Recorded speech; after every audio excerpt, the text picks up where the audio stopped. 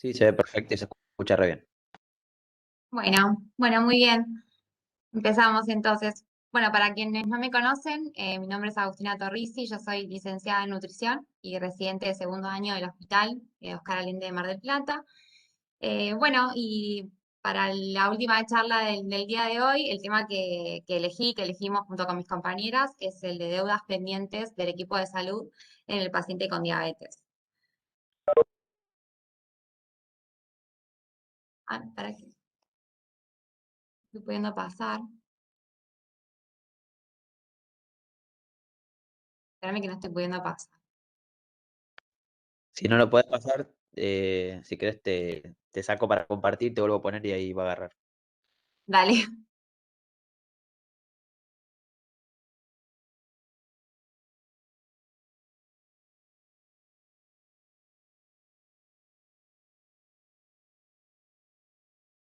A ver, la volvemos a poner.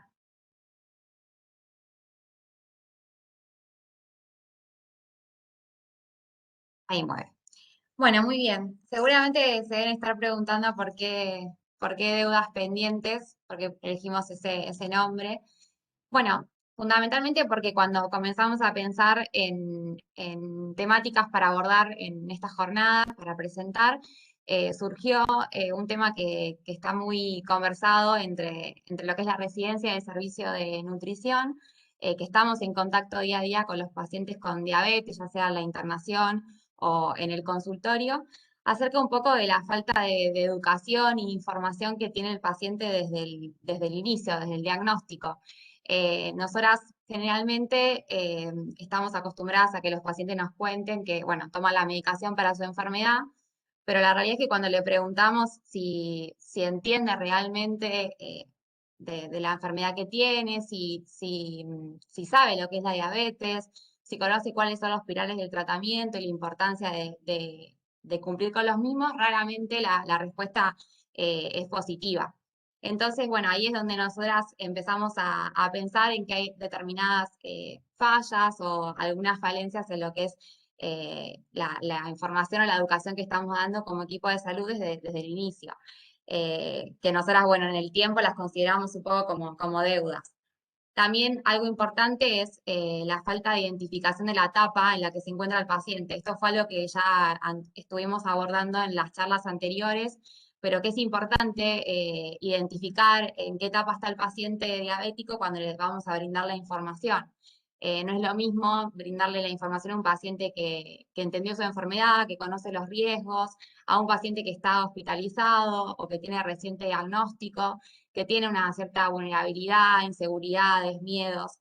Entonces, bueno, desde lo nutricional no sucede. A veces en la vorágine del día a día que queremos que el paciente se vaya con toda la información, que no le falte nada, que también tome un turno para poder verlo en los próximos días. La realidad es que a veces ese paciente no viene al consultorio y es porque nosotras no identificamos bien en qué momento estaba, si estaba realmente apto para realizar los cambios que nosotras le estábamos proponiendo. Eh, Después también otra deuda puede ser la atención integral y la reevaluación también integral del paciente. Acá nos tenemos que preguntar si realmente estamos haciendo un abordaje integral, si tenemos comunicación con el resto del equipo, plantearnos también por qué los pacientes no regresan a los controles o a las consultas posteriores. Y por último, y no menos importante, la cuestión de la adherencia, ¿sí? Que también la consideramos como una deuda, porque obviamente, como vimos, el tratamiento del paciente con diabetes no se termina cuando entiende que debe tomar la medicación o que debe aplicarse insulina en determinadas horas, sino que la adherencia se basa fundamentalmente en la educación y en el cumplimiento de todos los pilares del tratamiento. Y en este punto también un poco, como decía Nati, la educación diabetológica se convierte en una herramienta importante para la motivación y para lograr la adherencia. Es un poco lo que vamos a abordar. Bueno, y un poco para mostrarles algunos datos respecto a lo que es la adherencia al tratamiento en nuestro país. Este fue un estudio transversal que fue realizado en el año 2015 y publicado en el año 2019, que tuvo como objetivo, espera que no me pasa, ahí,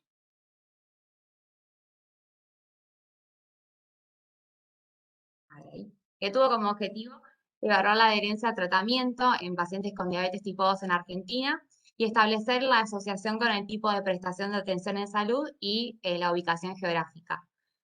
En este estudio se incluyeron 1.520 pacientes adultos con diagnóstico de diabetes tipo 2 de 3 meses o más de evolución que se atendieron en diferentes centros de atención ubicados en la República Argentina. La muestra estuvo compuesta por adultos mayores de 65 años jubilados, adultos con prestaciones en salud, ya sea obra social, mutual o prepaga, y adultos sin obra social. Las variables de adherencia que se estudiaron fue fundamentalmente la adherencia a la dieta o la alimentación recomendada, al ejercicio o a la actividad física sugerida, al automonitoreo glucémico, cuidado de las pies, medicación recomendada y lo que es el cese del hábito de fumar.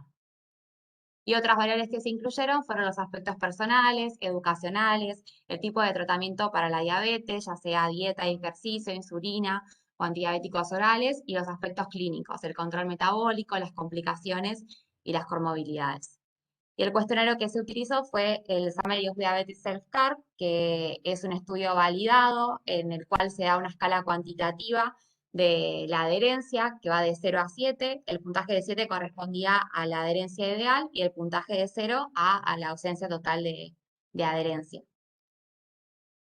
Y un poco los resultados de este estudio fue que la media de adherencia general para todas las características fue de 4,32, o sea, el 61,70% de los pacientes, que las mayores adherencias fueron para las características medicación prescripta, cuidado de los pies y tabaquismo, y las menores adherencias fueron para las características actividad física, automonitoreo glucémico y alimentación.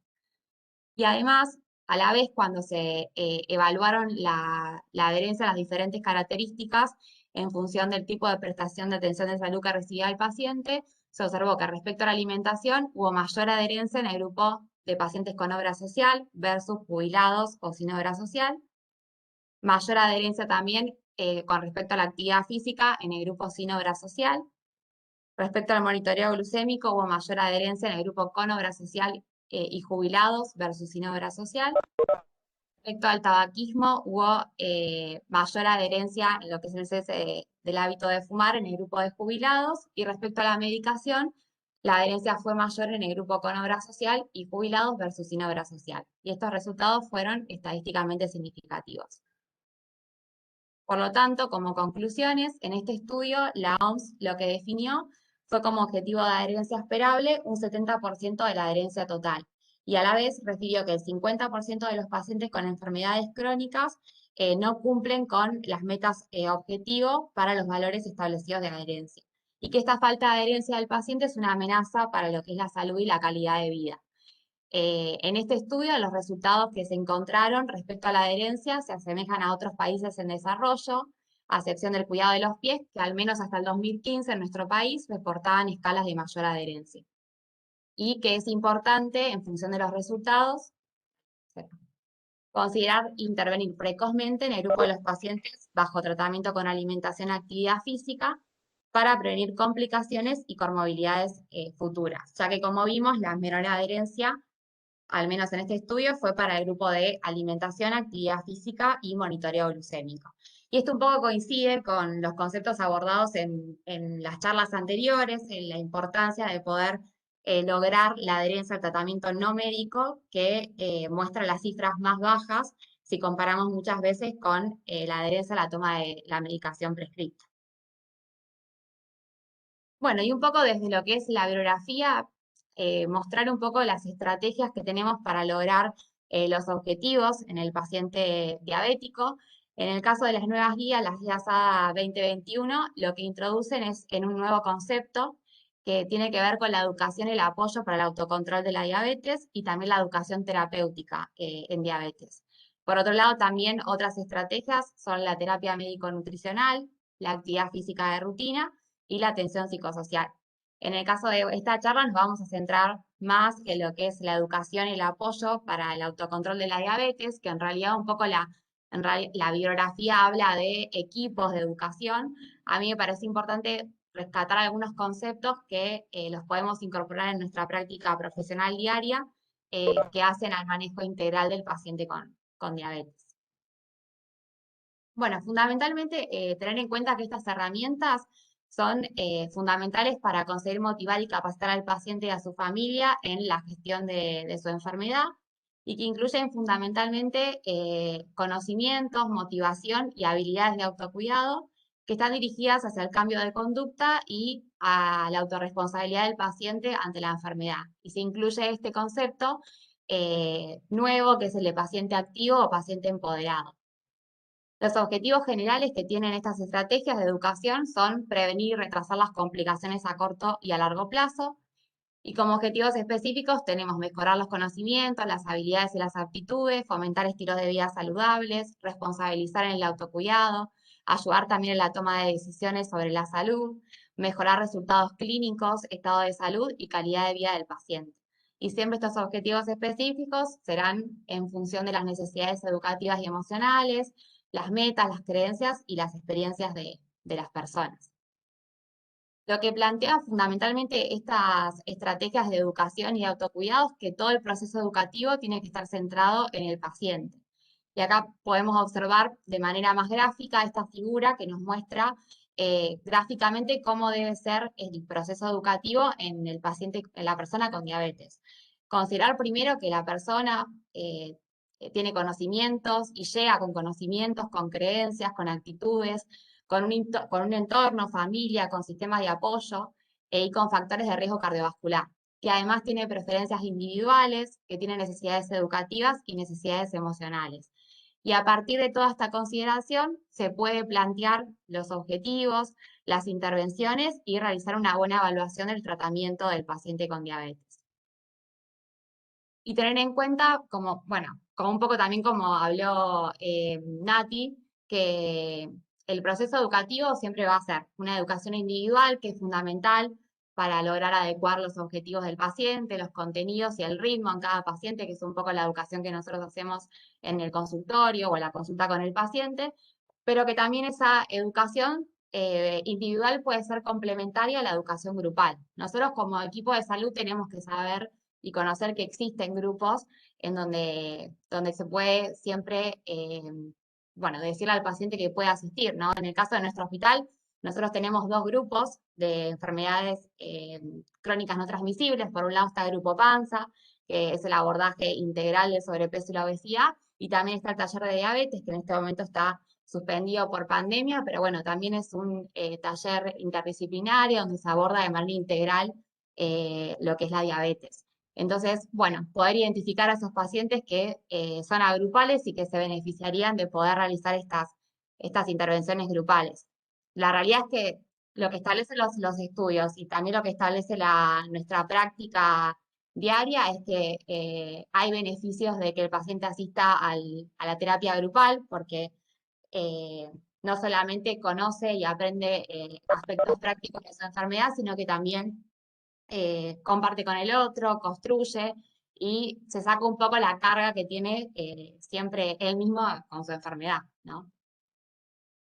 Bueno, y que siempre los resultados clínicos, el estado de salud y el bienestar son objetivos claves y que se deben evaluar todos los días y que siempre se debe comunicar eh, con todo el equipo de atención de la diabetes. En este punto también es importante, nosotros como tenemos la suerte de poder comunicarnos todos los días, ya sea, bueno, con los médicos de planta, los médicos residentes, pero también saber que hay otras estrategias para poder comunicarnos, como puede ser, por ejemplo, la historia clínica. Bueno, es una buena manera de colocar cuáles son los objetivos que tenemos con el paciente, la evolución del paciente, la conducta que tomamos y de esta manera lograr un abordaje más integral.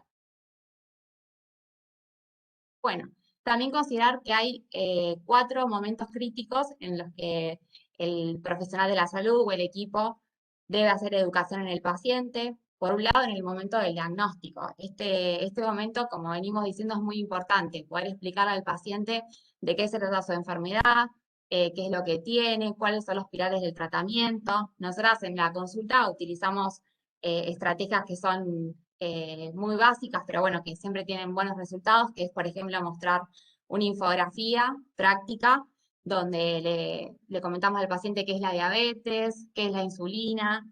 Utilizamos también la imagen de una mesa para hablar de los pilares del tratamiento, que cada pata de la mesa es uno de los pilares. ya sea la educación dietológica, la alimentación, la actividad física y la medicación. Y bueno, decirle que si hay una de esas patas que no está, la mesa se cae y el paciente de esa manera ve gráficamente y puede tomar dimensión de que es muy importante todos los pilares del tratamiento. Por otro lado, también es importante darle educación anualmente o cuando no se cumplen los objetivos del tratamiento, o también, por ejemplo, cuando cambia el estado médico del paciente al final de lo que es el periodo de luna de miel, como también se habla, o periodo de remisión. Ahí es muy importante, o cuando se intensifica el tratamiento en el paciente. También cuando ocurren complicaciones que influyen en el autocontrol, ya sea complicaciones físicas, emocionales, y también cuando hay transiciones o hay cambios significativos en el estilo de vida, que también se llaman determinantes sociales de la salud, hay que tenerlos en cuenta porque influyen en la capacidad de la persona para controlar su enfermedad. Por eso es muy importante que en todo este proceso la persona con diabetes, la familia o el sistema de apoyo trabaje en colaboración con el equipo de salud. Bueno, por otro lado también respecto a otras intervenciones educativas, desde lo nutricional, bueno, siempre es importante contar con el apoyo de una nutricionista, que bueno, ya lo hablamos en charlas anteriores, pero tener en cuenta que no existe un patrón único de alimentación para las personas con diabetes y que la planificación de las comidas tiene que ser individualizado.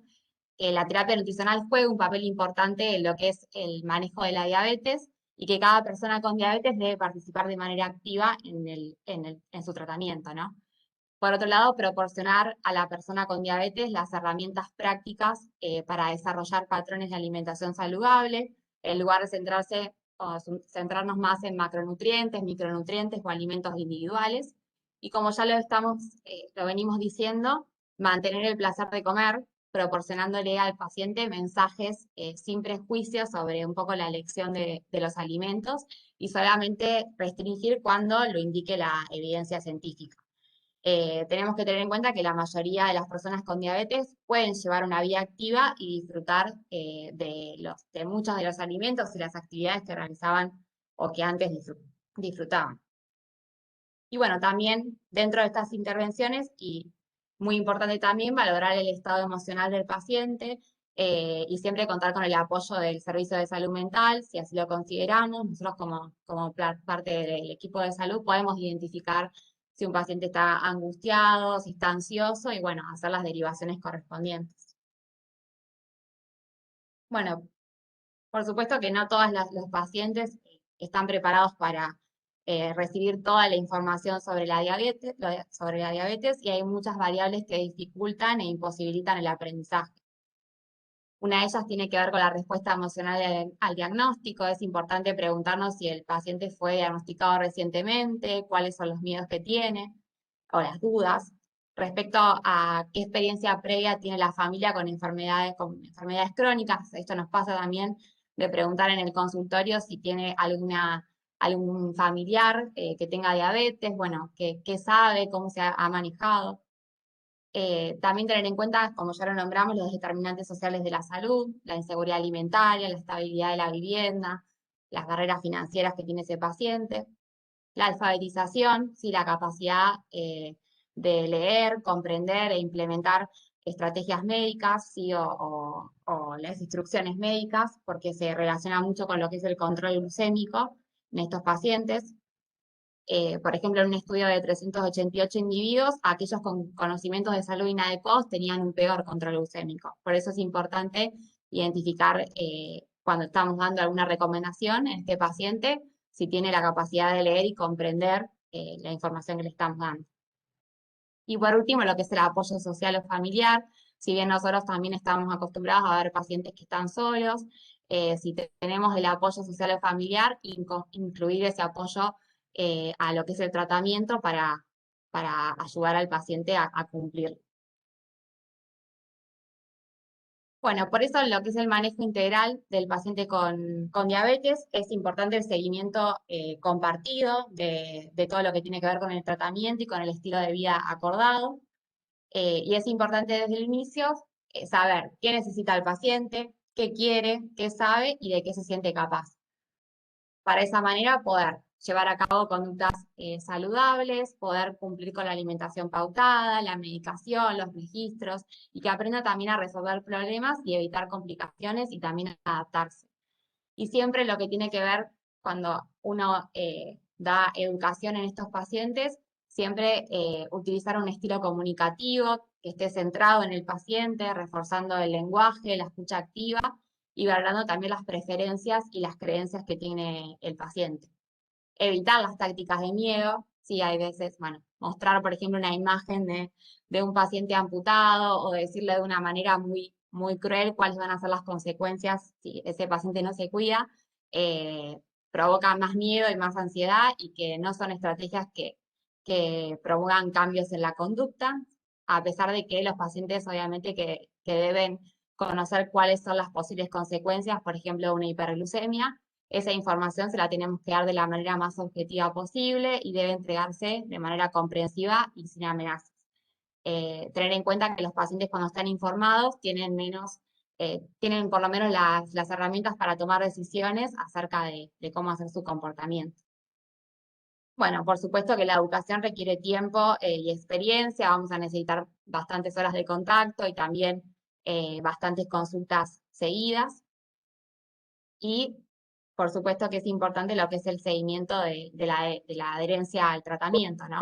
Una de las barreras que nosotros encontramos para la adherencia del paciente es un poco la disponibilidad de turnos, que lo has hablado Dami también, con el equipo de salud, que en nuestro medio muchas veces escasea y que con la pandemia también se ha agravado. Y bueno, hemos tenido las consecuencias por ahí de que los pacientes llegan al consultorio de una peor manera o bueno, mismo a a la hospitalización. Bueno, y que siempre el manejo integral requiere de esfuerzos entre pacientes, familiares y el equipo de salud. Bueno, y por último, para mostrarles un poco qué establece la evidencia respecto a la educación diabetológica y también qué resultados tiene en lo que son los controles de salud en el paciente diabético, trajimos estos dos estudios. Por un lado, esta revisión sistemática que fue publicada en el año 2016, que tuvo como objetivo revisar de forma sistemática el impacto de la educación para el autocontrol de la diabetes en comparación con la atención habitual o una intervención educativa mínima sobre los niveles de hemoglobina glicosilada en adultos con diagnóstico de diabetes tipo 2. En la misma se identificaron 118 ensayos controlados aleatorizados y los resultados establecieron que la educación para el autocontrol de la diabetes se asocia con mejoras significativas en el control glucémico y que el 61,9% de los pacientes que recibieron esta educación lograron mejoras significativas en la hemoglobina glicosilada en comparación con aquellos que no la recibieron. Y que una combinación de la participación grupal e individual da como resultado las mayores disminuciones en la hemoglobina glicosilada. Y por otro lado, esta revisión sistemática y metaanálisis publicado en el año 2016, que tuvo como objetivo dilucidar el impacto de la educación para el autocontrol de la diabetes en el riesgo de mortalidad para todas las causas de los pacientes con diagnóstico de diabetes tipo 2. Se incluyeron 42 ensayos controlados aleatorizados, 37 eran ensayos controlados aleatorizados y 5 por conglomerados. Y el total fue de 13.071 pacientes. El tiempo medio de seguimiento fue de 1 año y medio. El grupo de intervención recibió educación para el autocontrol de la diabetes y el grupo control recibió atención habitual. Y en el outcome primario se incluyeron la mortalidad por todas las causas y el outcome secundario incluyeron el número de participantes, la formación, el equipo multidisciplinario por enfermeras, el seguimiento a lo largo del tiempo, las horas de contacto y esta educación dada de manera repetida y en persona o de manera individual. Y los resultados fueron que la educación para el autocontrol de la diabetes redujo significativamente el riesgo de mortalidad por todas las causas en pacientes con diabetes tipo 2, que tanto la educación en equipo multidisciplinario como la educación dirigida por enfermeras podría reducir significativamente el riesgo de mortalidad en pacientes con diabetes tipo 2, que los análisis de esos grupos de estudios con una duración de seguimiento más prolongado, más de 1 año y medio, o un tamaño de muestra más grande, mayor a 300, también encontraron un efecto significativo de la educación para el autocontrol de la diabetes en la reducción del riesgo de mortalidad entre la diabetes tipo 2. y que se encontró también un efecto significativo en la reducción del riesgo de mortalidad en aquellos pacientes que recibieron la educación con mayores horas de contacto, los que lo recibieron de manera repetida y los que recibieron esta educación mediante la comunicación en persona. Bueno, y un poco para cerrar y como conclusiones, podemos decir que todas las personas con diabetes deben tener un rol activo en la educación para el autocontrol de su enfermedad y recibir el apoyo necesario para adquirir conocimientos, tomar decisiones y tener dominios de habilidades necesarias para el autocuidado de la diabetes. Se alienta también a los profesionales de salud a considerar la carga del tratamiento y el nivel de confianza y autoeficiencia del paciente para los comportamientos de manejo, como también el nivel de apoyo social y familiar al brindar la educación. Y se recalca que el abordaje de los estilos de vida y las características psicosociales son los aspectos fundamentales en los que se apoya el manejo de la diabetes y desde esta base se debe educar sobre el autocontrol, la nutrición y la utilización de la medicación.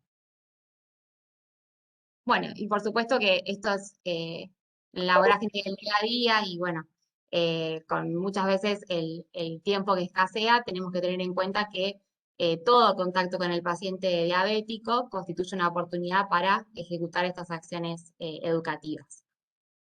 Bueno, y para cerrar, incorporé esta frase que es de Aristóteles, que bueno, me pareció importante porque resume un poco la importancia de la educación, del manejo integral y de considerar la carga la carga de la enfermedad que tiene en el paciente diabético.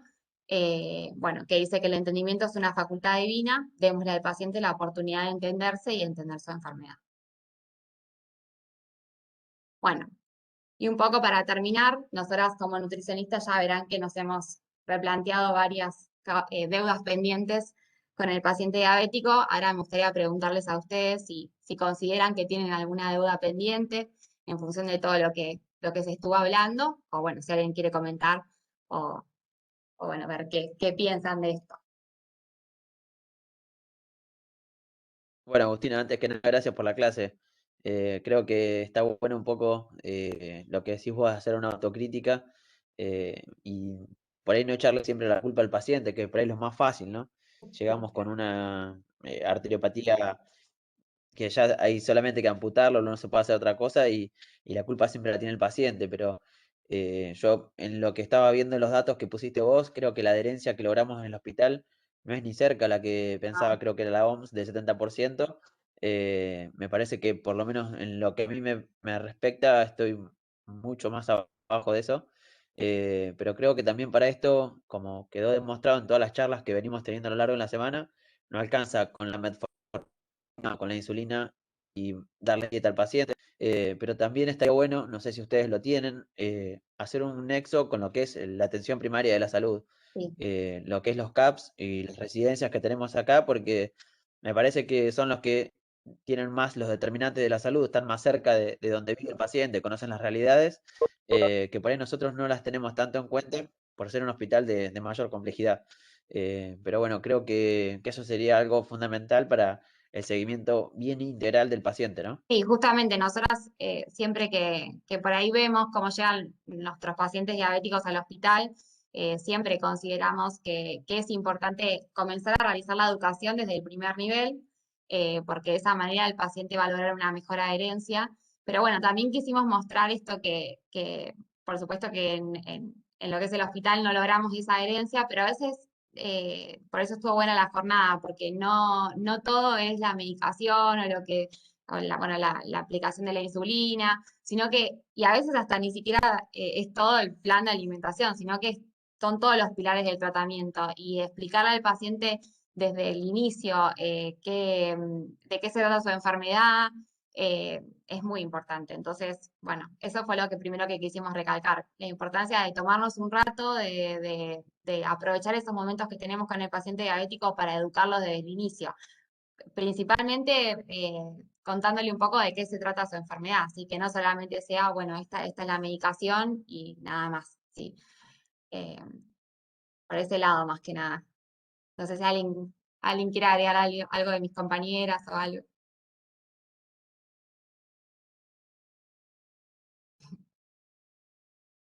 No, Agus, acá Ezequiel de Clínica Médica. Primero A felicitarte ver, a vos y al servicio por la charla muy buena y muy completa de un tema que la verdad que es complejo. Si bien venimos hablando mucho bueno, toda la farmacología, los tratamientos, digamos, de los fármacos, esto también compartiendo un poco con Dami y con la charla, ¿no? Que a veces primero que los médicos, la verdad que nutrición, personalmente creo que no sabemos absolutamente nada, y es para mí un pilar fundamental de la diabetes. Digamos, uno puede dar metformina y puede seguir agregando medicación y pasar a la insulina, pero si uno no trata de que el paciente cambie su forma de alimentarse y abordar un poco los otros pilares, como bien hablaste, eh, no va a poder revertir o ni siquiera va a poder retrasar todas las complicaciones que tiene esta enfermedad. sí, Y es bueno, muy, también me gustó mucho esto de en qué momento está el paciente, ¿no? Porque no es lo mismo que venga un paciente que está con insuficiencia renal, que ya tiene el páncreas agotado y depende de insulina, que un paciente que tiene un recién diagnóstico, que se puede hacer mucho más trabajo ahí y tiene mucho más espacio para la educación. Bueno, sí, nosotros... exacto. Y que los sí, cambios también sean graduales, ¿no? Porque es lo que yo les comentaba, a veces a nosotros también nos pasa que en la vorágine de querer que el paciente se lleve todo, le terminamos dando las recomendaciones, el turno, todo, y no estamos identificando que el paciente tal vez lo diagnosticaron recién, que tiene que hacer todo un cambio en su estilo de vida y que tenemos que ir despacio, obviamente. Nosotras ahora implementamos poder darle algunas pautas importantes que pueda cumplir a corto plazo hasta que nos volvamos a ver en el consultorio y de esa manera continuar haciendo cambios consensuados con el paciente, ¿no? Que vamos a lograr una mejor adherencia en realidad. totalmente, totalmente, buenísimo. Sí, por ahí también pensar en esto de que también se estuvo nombrando en la jornada de que vos tenés un paciente, la mayoría son añosos, lo estás insulinizando porque no respondió al resto de la medicación o ya directamente indicación de insulina, le pones dos o tres drogas más para protegerlo del colesterol, del daño renal también y la hipertensión. A su vez a eso le das una dieta, lo mandás a hacer ejercicio Exacto. y le decís que baje de peso, todo en una sola internación, y si no se cuida, le van a cortar el pie o va a terminar en diálisis o va a hacer una ACV. Entonces el tipo sale de ahí, se olvidó la mitad de las cosas, se lleva todos los papeles bien prolijito, pero no sé cuánta adherencia vamos a No, lograr con eso. no va a tener esa adherencia, claro, exacto. Sí, por eso también evitar estas tácticas de miedos y de decírselo de una manera, porque no vamos a lograr la adherencia que estamos buscando. Así que bueno, yo creo que es importante cumplir con todos los pilares, pero que la educación es muy importante y es casi lo más importante desde el inicio. Sí, por ahí Bueno, siempre le una vez damos... más, muchas gracias. Ahí debe decir algo, creo.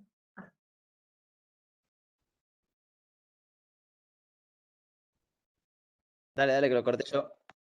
Ah, listo, no. Siempre le damos toda la información de golpe en la vorágine del alta y el paciente siempre te dice que sí, y a lo mejor por miedo a decirte que no entendió algo, y es mucha información, como estaban diciendo ustedes, y Sí, por ahí asegurarse bien de que comprenda todo, porque es mucho, y la verdad que es importante transmitir bien la información. exacto.